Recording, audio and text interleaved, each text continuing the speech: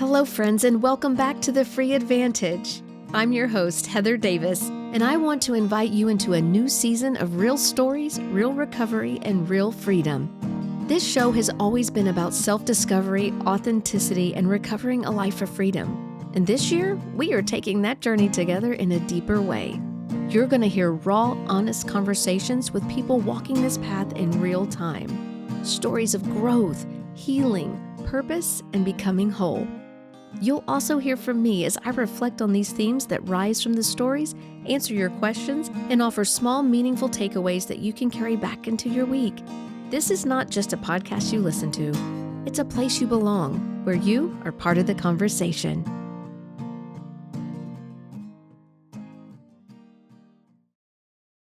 And we are back, friends.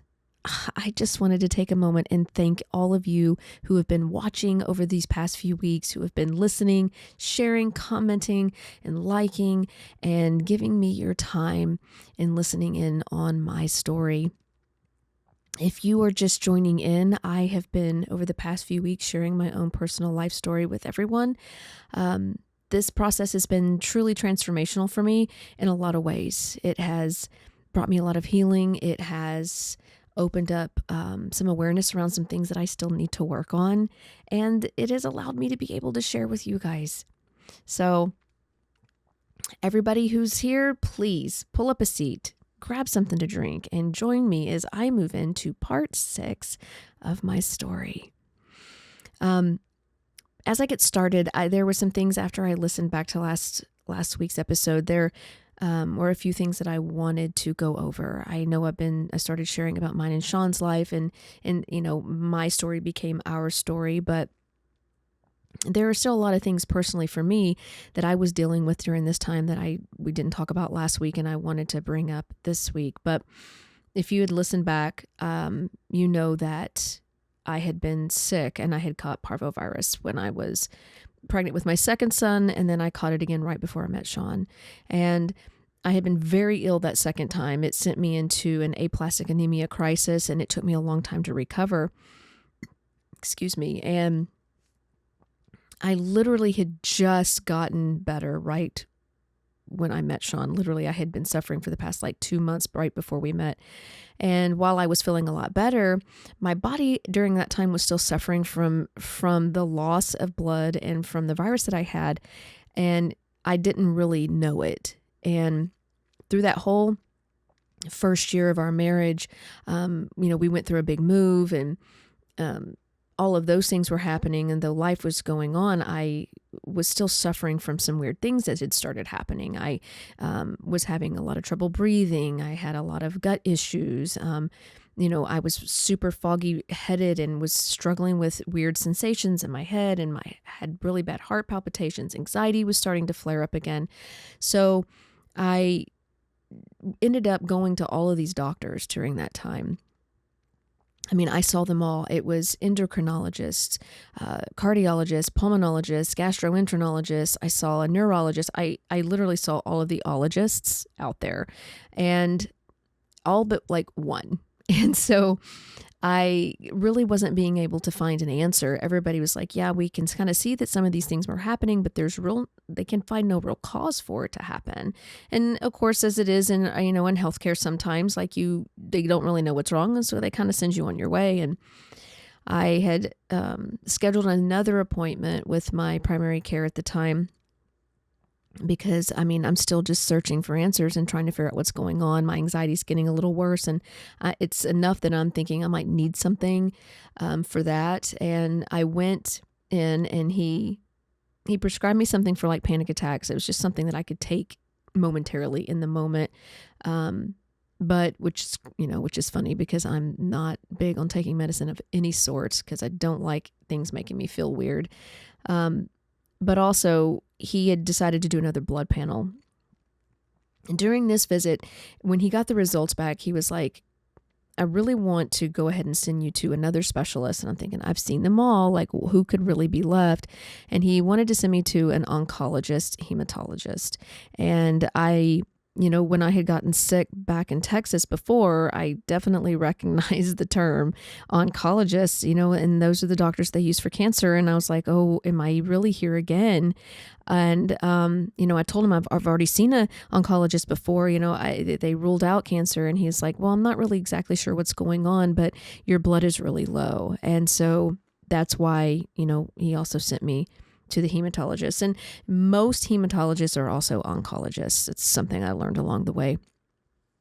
And so I said, okay. And I went and I'd scheduled my appointment for them. And I went and saw her, and they ran a bunch of tests. And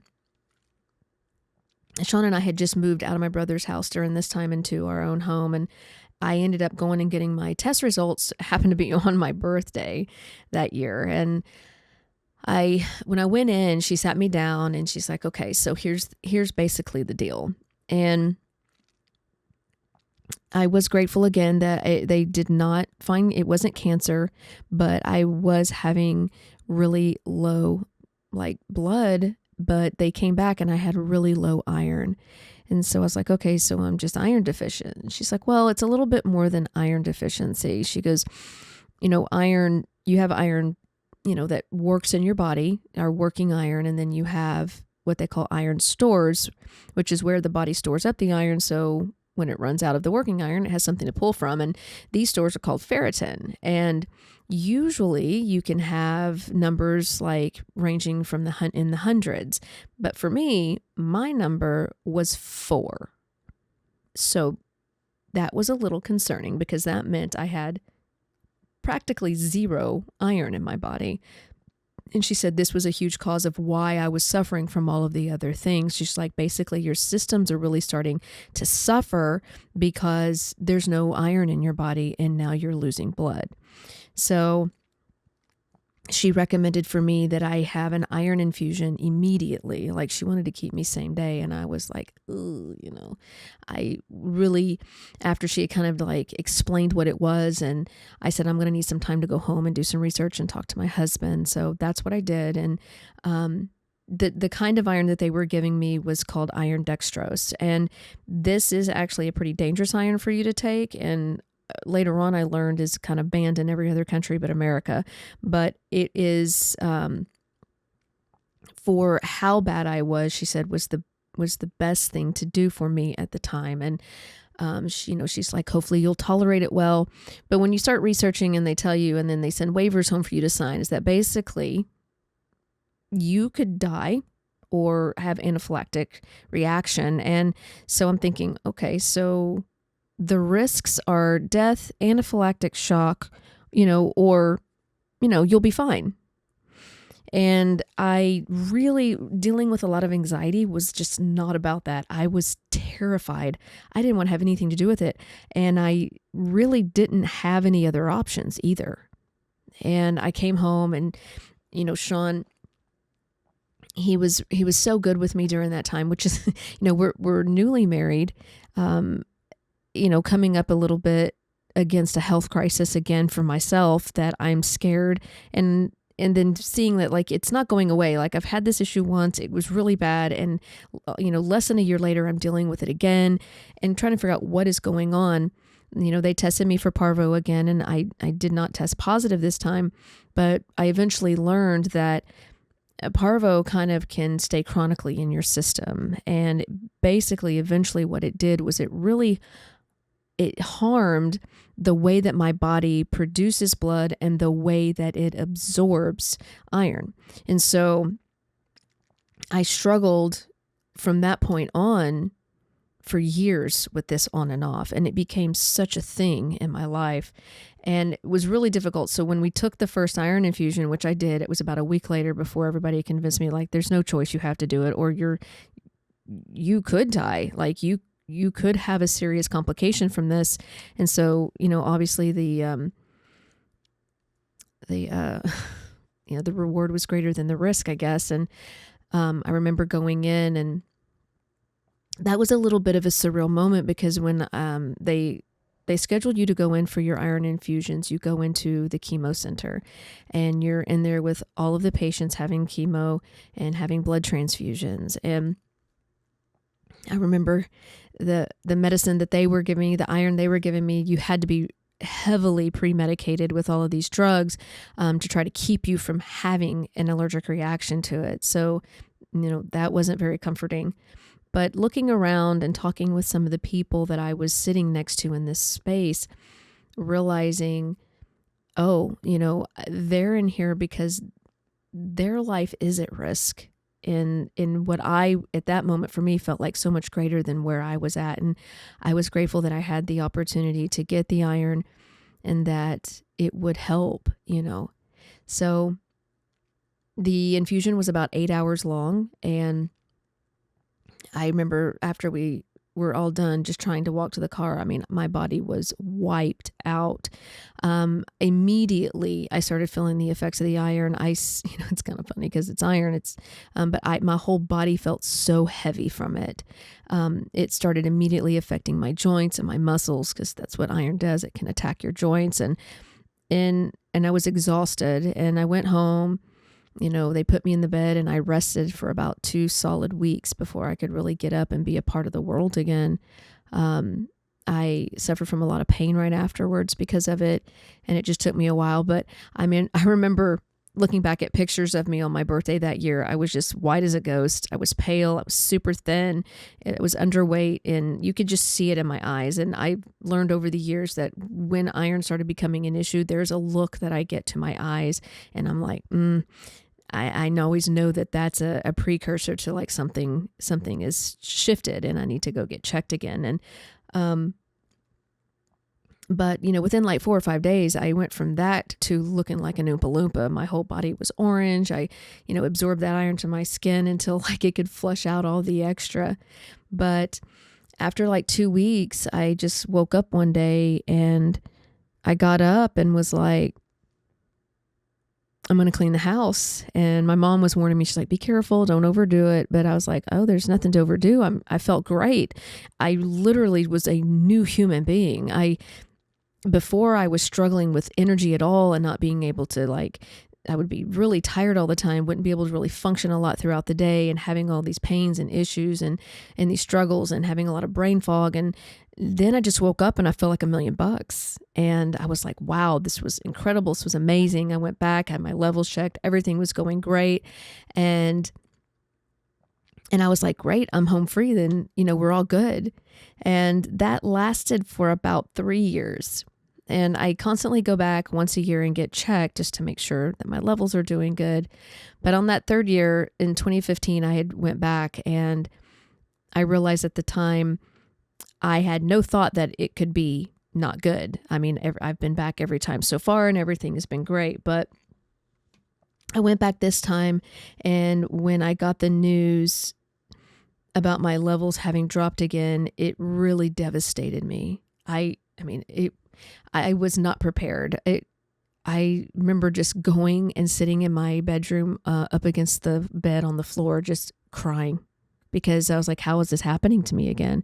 And knowing what I have to do. And at that point is when Sean's sister had moved in with us, and I'm dealing with her and her children and all the people in our home. And I'm like, I don't have time for this. Like, this is going to debilitate me, and I don't know for how long. Last time it was 2 weeks, but I don't know, like, why isn't it working and why is it continuing to go down? But I had literally not even just lost some of it. I lost all of it again. It was just like I was fine, and then everything I had just dumped out, and I was back, and my numbers then were like a 9. So I'm like, okay, it's starting all over again. But there was no choice again. So we made my appointment. I went back. We went through the whole iron infusion again. But this time I woke up the next morning thinking, okay, I knew what to expect from the last time. There was some joint pain and some things like that. But this time I woke up and I could not move. My body hurt so bad. My joints felt like they were like swollen 100 times their size. They weren't, but they felt like it. And my whole body was in pain, and I did not know what to do. and we ended up having to be rushed back up to their center. And then they spent the whole day hooking me up to IVs, trying to flush as much of the iron out of my system as they could because I was having a reaction to it. And I remember being so scared because, they tell you all the things, like I said, the risks of it. And I didn't even know what that meant.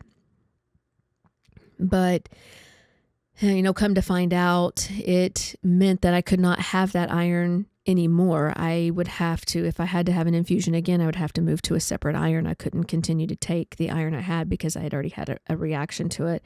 They flushed as much of it out as my system as they could, and the rest, it was basically, they put me on Benadryl and sent me home with pain medication because I was in so much pain.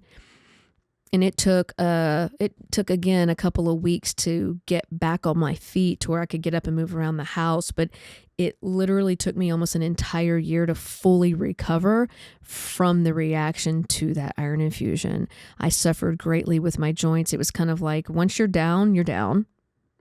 And then if I have to get back up to stand up, it was excruciating, and it would take me a long time to move. I would be moving slowly and things like that. So it was just, I wasn't right for a while. And, what do you do?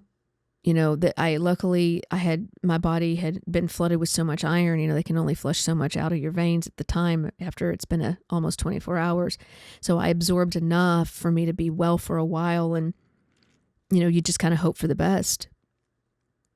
And, I was so worried about when was that next time coming that I wasn't going to be okay. Like, I continue to have to go back and get checked every year. And from that point forward, because I took the iron dextrose, they tend to last a lot longer. So I went back, I'd go back every year and get checked. And then I went back in 2016 at the end of the year to get checked. And that's when they informed me again that I would need yet another infusion. It just kind of became this thing over the period of my life where, this is just a chronic situation that I was dealing with. I knew that it stemmed from the virus that I had caught a long time ago. And, there was not a lot anybody could really do about it. And there was no really fixing it, but just kind of maintaining, my levels as much as and best as they could. I remember when I went back and got checked, and at the end of 2016, we were trying to figure out what we were going to do because I could not continue on with the same iron. I switched hematologists and found a new doctor. They had told me that they wanted to give me something that they call iron vinifer this time, that it's a lot easier on the body. They can even give it to pregnant women, trying to make me feel really comfortable about it, yet I still wasn't. I mean, I'm like, the last time it devastated my life, what felt like almost a year. So I was very, very leery of it for sure. But we made arrangements to do this at the beginning of February. I wanted to get through the Christmas holiday and get through New Year's, and I wanted to just wait a couple of months so I could kind of wrap my head around it. And they said, okay. And in the meantime, I was taking iron supplements, and I have taken iron supplements before orally. They don't work, and they're not good, and they're not easy on my body. But, nothing I was taking was really working. I started doing a lot of research and things. So I started taking this liquid iron that I found, if anybody is interested in it, it's called Floridex. I took it for a long time. You drink it, and it is not pleasant to drink, to be honest. But before I could get my infusions, that's what I took. And those are the things that I would take on the in-betweens after this. And, when we went in for my next round, it was right before his sister was actually moving out on her own. And we went in, and these infusions were a lot different. So instead of having like one long infusion for 8 hours, I was going to have 5 over a period of 2 weeks. So basically every other day or so for the next 2 weeks, however they have it set up in their scheduling, is I went in and I got an infusion for about 2 hours. And this was hard because I'm having to get stuck every time I go in. I'm having to go through this whole process and wondering after every little infusion, is this going to be the next thing that makes me sick, or I'm having a lot of problems. And I was very happy to learn that this time the infusion went really well. I recovered well. I recovered quickly. I didn't get sick. I wasn't having a lot of pain. I had some joint pain, but it was nothing that I couldn't handle. It wasn't unbearable. And I would be tired, and then I would get up and be able to move about my life. And I was very, very grateful. But the caveat to that was that these won't last as long as the other iron. So I was going in every 3 months getting checked at this point. And that continued on. And I was literally at that point after that, I was getting iron infusions once a year. And they became something that, you'd think you'd get used to certain things. I've had it at that point. I'd started having problems. I'd been having them for years at that point. But as time went on, it didn't get easier for me. Every time that I learned I needed another infusion, it got harder and harder. And all the way up until my very last infusion. And that actually happened in 2021. I went in December. My iron was dropping, and it wasn't super low, so she didn't want to give me like the full 5. Thank God that didn't happen at the time. But she wanted to give me like a little bit more than almost like maybe a bag and a half, 2 bags, something like that. And so we had went in, and this was right before Christmas time.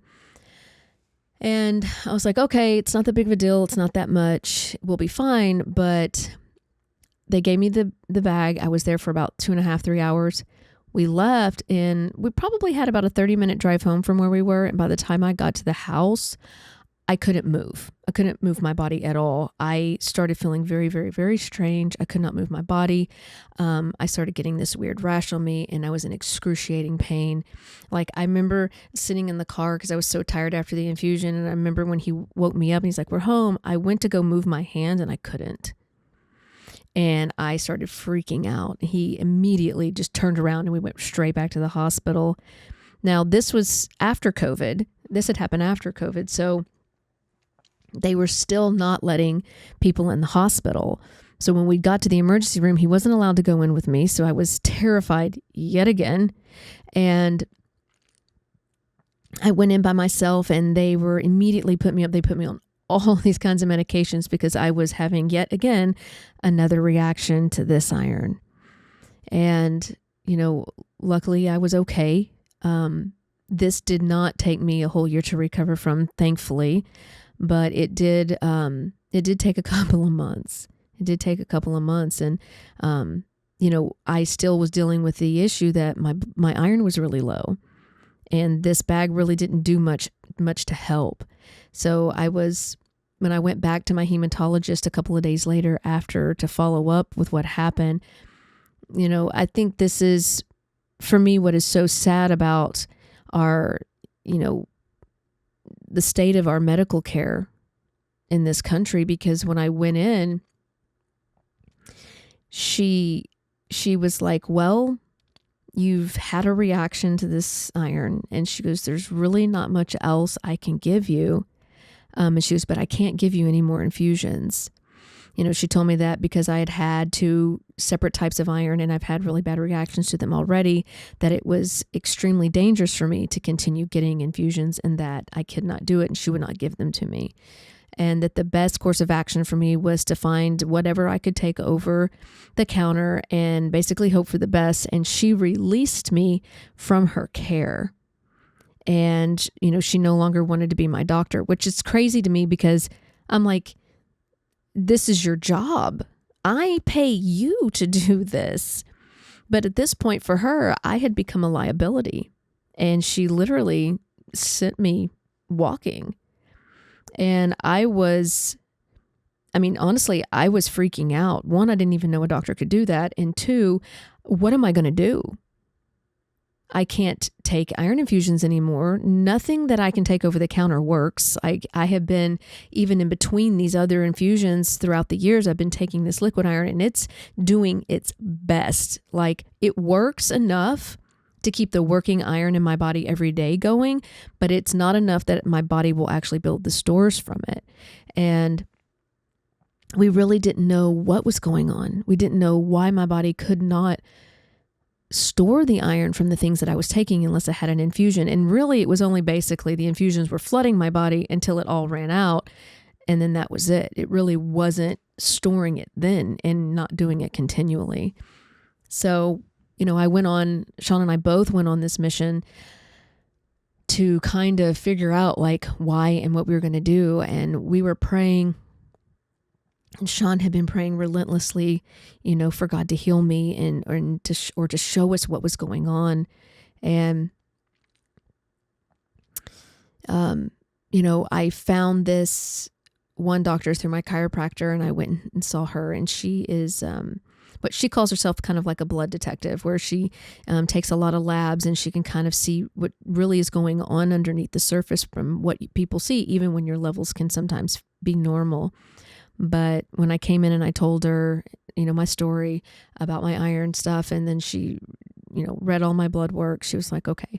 And she's like, I have something for you. So she had this supplement that she wanted me to take. And I'm thinking, oh my gosh, like again, like I've taken them. They don't work. And she was like swearing to me. She's like, please take it. She's like, this stuff is like a miracle. She's like, I have helped so many women who have had so many iron or blood issues. She's like, please take this. And I swear to you, it's going to work. And I didn't believe her. I didn't. She sent me home. She was telling me exactly how many to take. She's like, take 4 pills a day for 3 months. And then after 3 months, I want you to come back and get checked. And then you can take 2 pills a day after that for maintenance. And I was just like, okay, I know I spent a lot of money to go see her, but I went home and was just like, I didn't do it. I didn't take them, to be honest, at all. I ended up just continuing taking my liquid iron and hoping for the best. And I wasn't doing really well because I already knew my iron was really low. And that was at the end of 21. And I didn't see her until I think it was like February or the beginning of March of 2022. And so I already knew that I was going to have to do something soon or figure out something, but that whole process became a whole other thing because we ended up having a big move. So I kind of just put it on the back burner. But my whole life, I've been dealing with these infusions and these iron issues and these underlying health problems, all because of it, and not understanding or knowing why really. I mean, I knew the virus had caused this, but there's no really cure or anything they could do for it. And we had actually moved to Florida.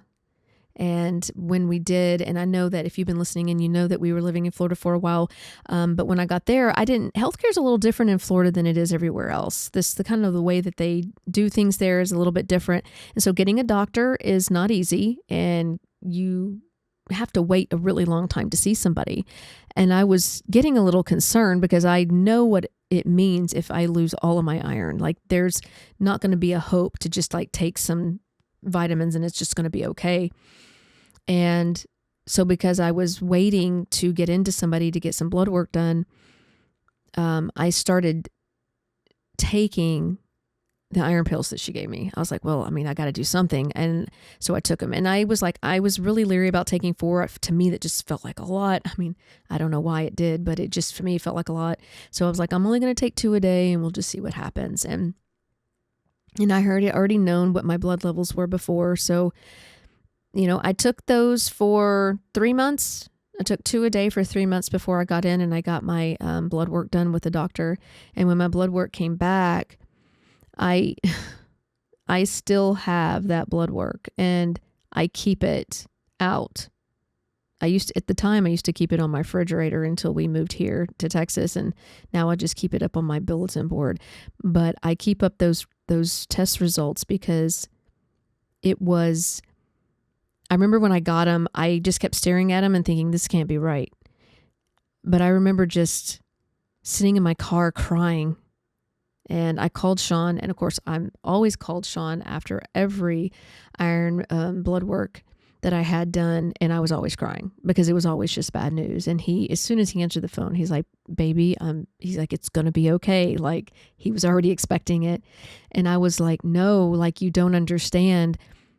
This is the first time in like 15 years that my body has stored iron on its own."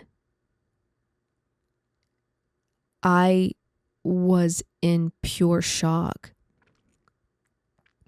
My ferritin levels outside of having an iron infusion have never been above a 9 on their own ever. You know, even with the lighter infusions that I were taking, my my ferritin stores would only be like a 30, maybe a 50 was the most that it had ever been. And this time I'm taking 2 pills, just these 2 supplement pills that I swallow every morning. And for the first time, my body has taken those supplements and has learned how to store the iron on its own. And my stores were at a 25. Now, for me, this was huge. Huge. And for all intents and purposes, for everybody else, that would still be pretty low. But for me, it was giant. This was like, I mean, I'm living healthily and well on 25 stores of iron. Like it was just wild. And from that point forward, I kept getting tested, and it was literally by the grace of God, miraculously, I know that he touched my body because it's never happened, and I have never had a problem since. I have not ever needed another infusion. Every time I had gotten checked up until the past 2 years where I haven't been checked at all, I have never had an issue. In fact, my numbers actually have gone up to like 26 or 27. But I've not been anemic since 2021 anymore. I have not had low iron anymore, and all of my levels have just been normalized. Like, yes, it's a miracle even in my body, but it was such a miracle to find something that would help and do this kind of work in my body. And I take them religiously. I take 2 a day, every day, and I have ever since, 2022. And if there's anybody out there that ever suffered from iron deficiency or suffers from iron deficiency anemia, I will put up the stuff that I take, just so you know, because I want anybody who suffers from this, who can't find anything that helps them, to know that there is help out there, that there are things that you can take. And they're a plant-based supplement called Pharaoh Food by Standard Process. And it is an amazing company, and it's an amazing thing to take. And it has just really, it's changed and shifted my life. And I don't live in fear every day of being sick and having to go to the hospital and take infusions and wonder what is going to happen if I didn't have these pills. So, outside of the life that I was living, and the stories that you are hearing, like this is this huge underlying thing that I've been dealing with on top of all of the other stuff that had been going on. And truthfully, looking back and knowing, I've really been dealing with this underlying issue since since the year 2000 is when I had my middle son and when I really caught parvo the first time. And so it was kind of always this underlying issue where I suffered from anemia a little bit. And as I went on until I caught it the second time, my goal now is to never catch parvo again, and to just keep on with my iron maintenance, and also, wanting to be well, not just for myself, but, I was taking care of so many people in our home, and, to be well for my husband and our family and my children, and also during this whole time that all of these things that you heard last week that are going on, Austin's growing up. He's living with us. He's in the home with us. Andrew, lives with his dad, and he does come back and forth for his visits and stuff. But Austin is living there, and he is a part of all of this. He has been with me from the beginning of my life and the beginning of this crazy story that is my life. And he has seen it all. He has seen it all. And during all this time, he's growing up. He's becoming his own little man during this time. He's in high school, but I would definitely say that once we moved Sean's sister in, that there really a toll started to it was just taken on Austin. Where the focus, you can only focus on so much, right, at one time. So we have all these people living in the home, we're taking care of them, and, we don't have as much focus and time and energy for just him, had it just been him alone. And so it definitely took its toll. Austin struggled a lot in school. It wasn't easy for him. He suffered really bad with dyslexia. We did the best that we could. I mean, we had so many meetings at the school. We struggled with teachers that were not doing well. We went to online learning. We went to homeschooling, and eventually wanting to put him back in school because I want him to have the education that he needs. And this all happened between like his sophomore and junior year. And once he got back in school in his junior year, he did really well. It's where he met Anna, our daughter that we adopted. It's where he started really to figure out that school just really wasn't for him. And mind you, so Austin when he was young, he had gotten really sick during his kindergarten year. He'd missed a lot of school, so we ended up having to repeat kindergarten. So he's a little bit older.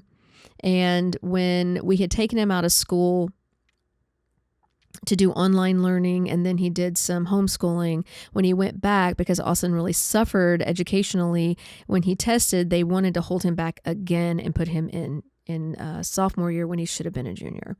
And so when it came to that, he spent about a year there before in his mind, he was just over it. And by this time, Austin he's fixing to turn 18. And as soon as he turned 18, he dropped out.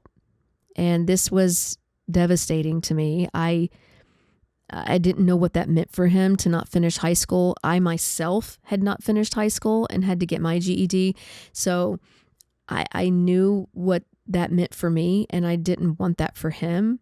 But, he was an adult, and there was really no stopping it. I couldn't stop it. But, he decided he was going to quit and he was going to go to work. And he did. He worked 3 jobs. He worked really hard. He's a very hard worker. But we were constantly worried about, where his life was going to go, if he was going to finish his education, and trying to help maybe if we could get him it's somewhere else or an alternative way for him to be able to get his high school diploma, but it just was not something he was interested in. And, you can feel your children as they grow, you can feel them pull away in a lot of ways because, he's becoming an adult and he's not a kid anymore. But also during this time, whilst we're going through all of that, him and Sean had become closer and closer as father and son. And Austin had loved Sean, obviously, like I'd said last week, from the very beginning, and they were very, very close. And it got eventually to a place where Sean wanted to adopt Austin. And they had brought up the conversation and it had been had, but Sean was like, I have to wait until Austin comes to me because this has to be Austin's decision, not mine. And eventually Austin did come and he did request, and he goes, yes, I want Sean to adopt me. I want him to be my dad. And so in 2015, Sean adopted Austin as his legal son. And it was a very, very, what they would call legendary day. They bought t-shirts that said like, legend on the front and dairy on the back, and they wore them together to the courthouse. Our whole family was there. It was a really beautiful moment for all of us to watch them really come together and unite as father and son. And for me, it was a dream come true. I had waited what felt like Austin's whole life for him to find his place as a son with a father. Even after Sean came into our life, it still took 5 years. Austin was 18 when Sean adopted him. But even though they were close and there was that connection, Austin put Sean through his paces, and Austin put me through mine. He put me through my paces to make sure he could trust not only Sean, but that he could trust me, and that I wasn't going to walk away, that I wasn't going to run away from the situation. I remember when Sean and I would have little arguments, Austin would be so worried. He'd be so worried that I was just going to pack everything up and run out and leave. And while that was not always the way that it had happened when he was younger, I know to him that it did feel that way. Right? A child doesn't understand the things that are happening and why they're happening, and it just kind of looks like mama bails at every second she can. And I know that during this time he was definitely testing. He was definitely testing me. He was testing Sean to feel us out. But he finally came to that place of trust and faith within all of us and within our family unit. And and now he's Austin Davis. It was a really beautiful moment and a really beautiful time in our life, and one I am so ever grateful for. But your kids can, they grow you up. You learn a lot. Austin taught me so much my whole life. There's so much more that I've learned because of him about myself, and things that I've had to come to terms with, and things I've had to learn how to change and grow. And, it's just, they are your greatest teacher. Your children definitely are your greatest teacher. And during the time that the adoption happened, that was, if you listened last week, it was during the time we had just decided to buy our new home, or buy our first home. Sean and I had never owned a house before, and we bought our first home, and we had moved out of a rental. And this was a huge, huge thing, because up to this point, and if you'd listened back to the part one of my story, as growing up, I had moved so much. I had moved so many times. I know I mentioned like 33 homes in my first story, but that doesn't include all the other times that I've been moving from, when I was married before, and moving back and forth to all these different places. So when we moved in to our new home, that was my 76th house. It was my 76th move.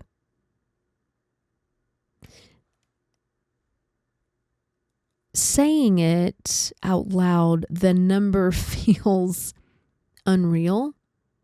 And I know it can feel unreal to a lot of people when I say it, but it's true. I have moved so much in my life, so many times. Sean and I were talking before we made the move here to Texas, because when we moved here, by the time we got to here, this was my 81st move. So you think about 76, I still have that many more moves after that to where I am at now. And I, knowing now, I know that we're not done, we're not done, but I struggled a lot. So when we moved into the house, I was like, oh, I'm settling in. I'm never moving again. This is my forever home, never moving again. And I had a lot of reconciling to do with myself when we did move into that home because of that. You don't think about At least I didn't. I didn't think about how many times at that point. I had not really thought that much about how many times I'd moved. All I knew, I mean, that actually came later, but I actually knew that I had just moved a lot and that I wanted to settle down for the first time. I didn't feel the need to change my environment, to jump up and move everywhere. In fact, I really struggled even moving out of the rental home that we were in. But, we knew that this would be ours and that, nobody could take it from us. So, and have somewhere that was ours, that our family could be, and that,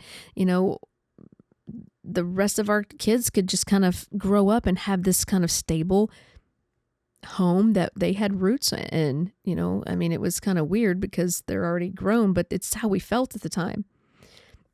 And that if they ever were to leave, they would always have somewhere to come back to. So when we moved into this place and I wanted to create this space and make it a home for our family, when I left off last week, we were talking about how we were preparing for his sister to move out and that would be a temporary move for her into our new home. And, Sean had gone on the mission trip and come home, and all of these things were happening. And at the beginning of 2017, we had been in the house for about 6 months. We had decided we wanted to remodel. Because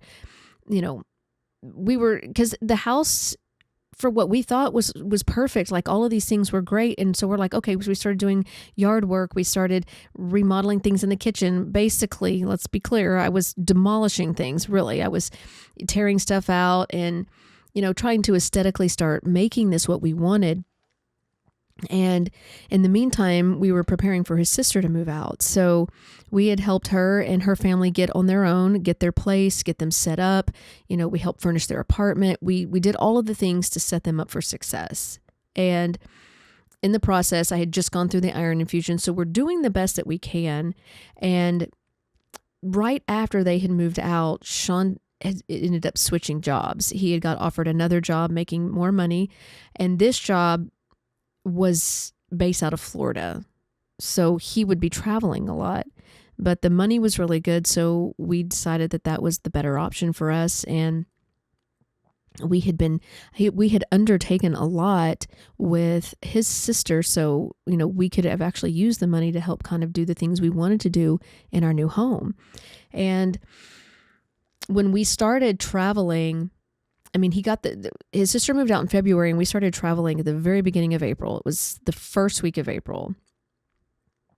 And we had been going back and forth with his sister a lot. As soon as they moved out, there was a lot of tensions. There was a lot of problems.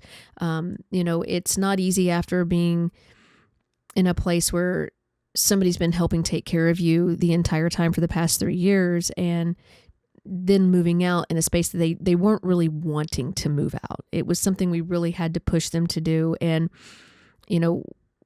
though they had money and they were making money, it wasn't necessarily the way that they had necessarily lived while they were with us. And so there was a lot of expectations on us for us to continue to provide things that we had been providing.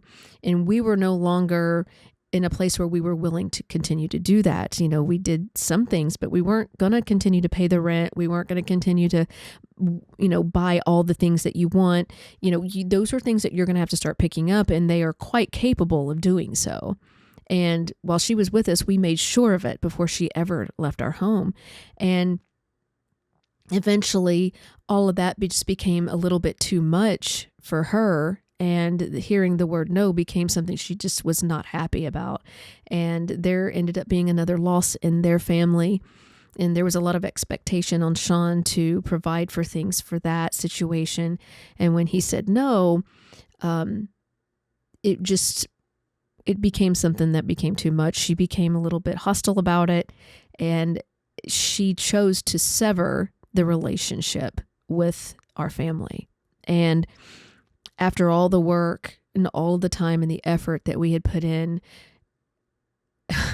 she ended up leaving and moving right back to the place where we had went and got her from. And it was an extremely devastating time for us. It was an extreme loss for us. We didn't know even how to handle it because there was nothing we could do. She was very much a block us on Facebook, block us on everything, never spoke to us again, never called again. And from that day forward, we've never heard from her again. And it's been, 10 years or almost 10 years now. And it's just, it was a big hit for the both of us. I know that it hurt me so bad because I had poured my life. I had poured my life, my heart, and my soul into her and those children. Every single day I was with them, taking care of them, doing all of the things for them and for her to help them get where they needed to be. And, God had told me to bring them here, had told me to do these things, and I willingly wanted to do it and gave of my life and my time and my home and my money to do so. And to be rewarded with this behavior was really something that I just could not handle. I could not handle it. It was a lot for me to deal with. And with Sean, it was just unacceptable. It was unacceptable. And we dealt with yet another loss with her and her children in our life and learning how to navigate that. And it was a very trying time because we were excited about having our own home. We were excited about, remodeling and doing those fun things in our own life. We're excited about this new job and this new opportunity that he was starting in Florida because we were getting the opportunity to travel. And I had never been to Florida at that point. Excuse me. And I was excited to go and see what that was all about. So it kind of it tainted it a little bit. It tainted our joy and our excitement for the things we were experiencing. But it was out of our control. It was completely out of our control. It didn't matter what we had done or what we had helped with, or it didn't matter. It's a hard thing when you want to help someone. And I know that I keep saying it over and over again and these episodes, but it's true. You really cannot make people change, no matter how much you want them to, no matter how much love you have for them, no matter how much desire you have for them, no matter how much effort or work you put into it, that you cannot make people change. They have to want it for themselves. It has to be something that comes from within. And with his sister, it was a hard lesson I had to learn there. It was a hard lesson we both had to learn there. We didn't want to continue to be enablers, and we wanted to truly be able to help. And we knew that we did help. We did help in a lot of ways, but you have to give people enough space that they have to come to the end of themselves, just like I did. And, suffering the loss of people in your life that don't want that for themselves it's a hard thing to deal with. It's a hard thing to deal with. And that all came on,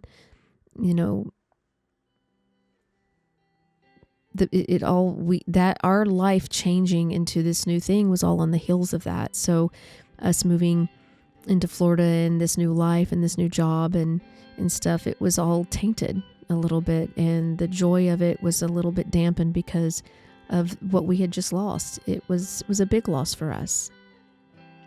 So I'm gonna stop there, and then you guys can come back next week, and I am gonna finish up. I have a surprise for you. Not next week, but the next week I'm gonna have Sean on. He has agreed to come on here and say hello and be a guest, and we can have conversations about some of the things that I've been talking about on here. So I'm very excited to have him on. I look forward to it, and I hope you do too. But I just want you to know that all of the things that we do in life, all the things that we experience and we go through, I say it every week, that it doesn't matter what we've done, doesn't matter where we've been, what we've seen, what we've experienced, is that freedom is the advantage we already own. Freedom belongs to us. It is ours for the taking if we just are willing to do it. And I wish you all the best.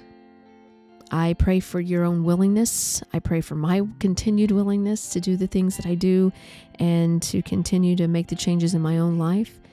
And I cannot wait till next week. I hope you come back and you join me. Thank you for listening in. Thank you for letting me share. Thank you for letting me be vulnerable. I love you guys, and I will see you next week.